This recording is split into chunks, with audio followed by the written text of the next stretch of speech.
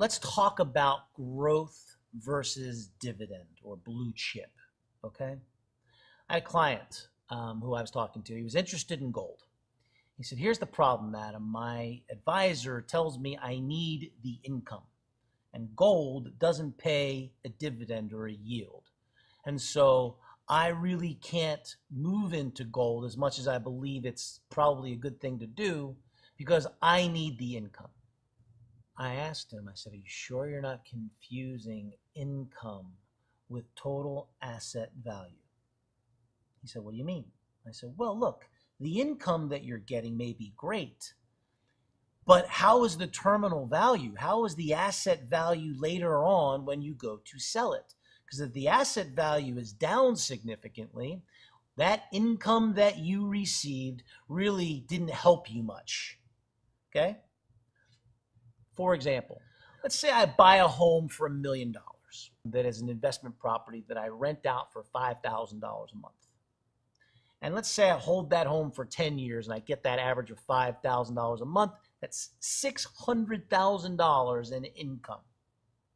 Well, if after 10 years I can only sell that home for $500,000, what my net gain on that whole thing is $100,000 over 10 years. You see, you don't just want to factor in income, you also want to factor in asset value later on. So I asked this client, tell me a little bit about yourself, okay? I know you need the income. Tell me where you're invested. He said, well, I own Hewlett-Packard stock. I work for Hewlett-Packard. I've been getting a dividend annually of about 4% over the last 15 years. I said, great. So your income on $100,000, about $4,000 in dividend payments on average a year, times 15 years, you're looking at $60,000 in income over that time. He goes, absolutely. I said, great. Let me ask you a question.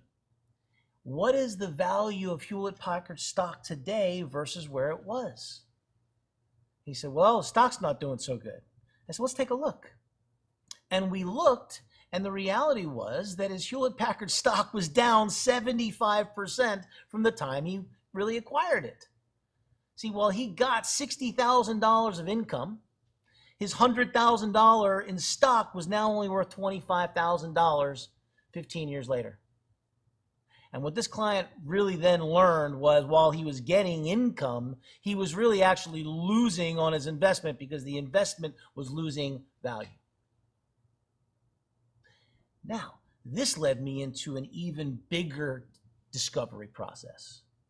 I went back and I looked at the top companies in the year 2000 by market capitalization. I went and did the numbers for every single company.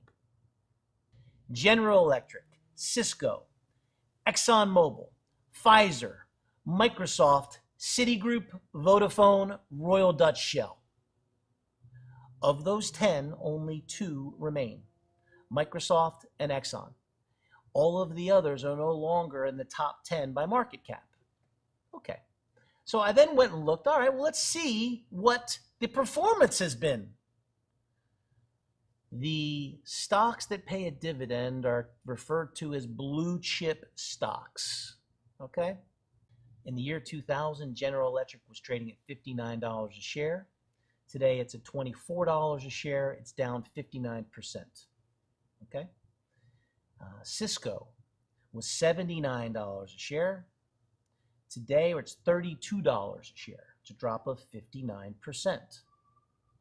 Exxon was trading at $42 a share. Today, it's at $80 a share. It's up 89%. Pfizer in the year 2000 was $32 a share. Today, it's 35 and change. We're up about 10%. Microsoft, good one. Microsoft was $34 a share in 2000. Today, it's $75 a share. It's up 244%. Citigroup, not so much. Citigroup was $405 a share in 2000. Today, it's $69 a share. It's down 82%.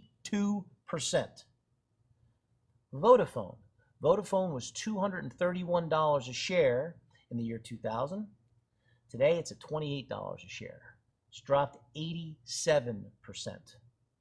Intel was $47 a share. Today it's $36 a share. It's down 22%. And Royal Dutch Shell was $60 a share in 2000. Today it's $57. It's down 4.5%. So what's happening here is I went through this discovery process. I learned the following facts. The average income or dividend for the top companies was about 4% over the last 10 years. And the average stock was down 37% on average. So if you had $100,000, you made $40,000 in dividends, but your stock after 10 years is only worth $63,000 on that same 100. Now, let's take a look at the best performing stocks in our market. Ever heard of FANG? Facebook, Amazon, Apple, Netflix, Google. See, the S&P 500 should be called the S&P 5. Over the last 24 months, these 5 stocks have accounted for 95% of the gains in the market. It's fascinating. And do you want to know a similarity between Facebook, Amazon, Netflix, and Google? None of them pay a dividend. Owning these stocks is only good if you sell them for a higher price point down the road. In fact, owning Facebook, Amazon, Netflix, or Google is the exact same thing as owning gold in that they don't pay a dividend, and what you want to look at is where you're buying it and where you're ultimately going to be selling it. Another thing Wall Street doesn't want you to know or to focus on.